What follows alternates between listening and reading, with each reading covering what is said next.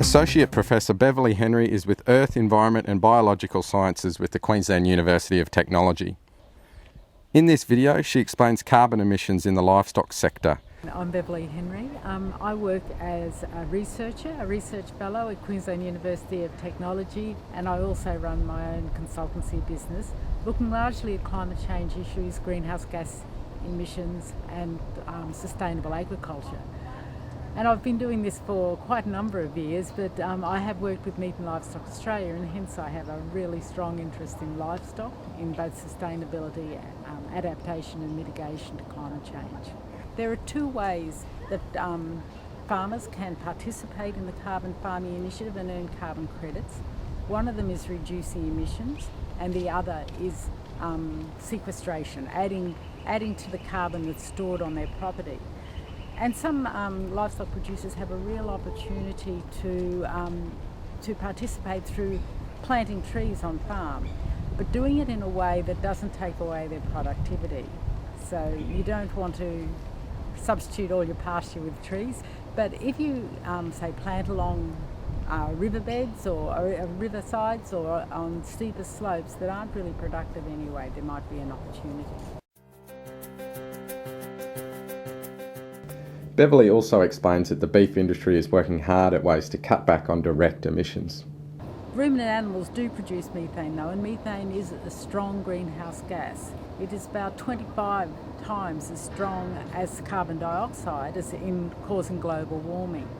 And the emissions from ruminant animals, from livestock, altogether make up nearly 70% of the total emissions from agriculture. That's both in manure and in the what we call enteric fermentation, the digestive system. And so altogether agriculture makes up about 14-15% of Australia's total emissions, and of that about 70% is due to livestock.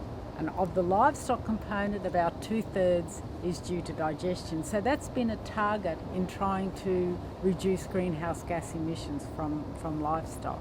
And so there's been a lot of research investment in that over the last 4 years in particular.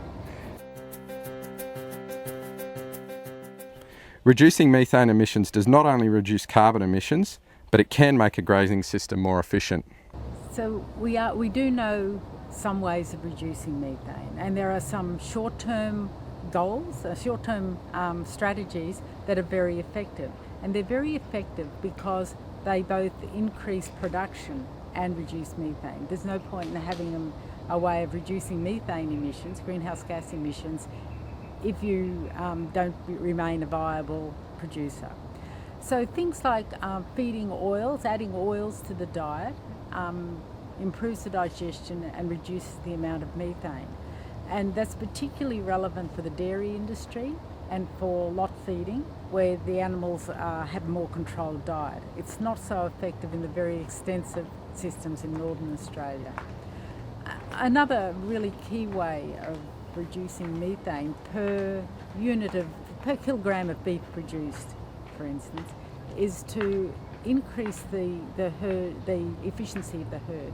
So if you can increase the reproductive efficiency, increase your weaning percentages, you've got less burden from unproductive animals that add to the total burden for the product. And so there are really short-term gains that can be made. So better pasture quality, supplements in the diet like oils, and increasing the herd efficiency. And then we start to look at medium-term strategies for reducing emissions, things like better breeding of animals. So if you breed more efficient animals that have higher growth rates for the same amount of feed that's taken in, they have less emissions per kilogram of beef. They also come to slaughter weight earlier, and that sort of allows them to produce the same amount of meat for less methane.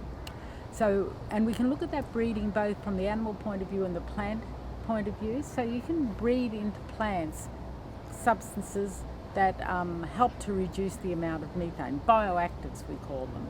And some species are particularly valuable in this regard and may also be valuable in providing drought fodder as well.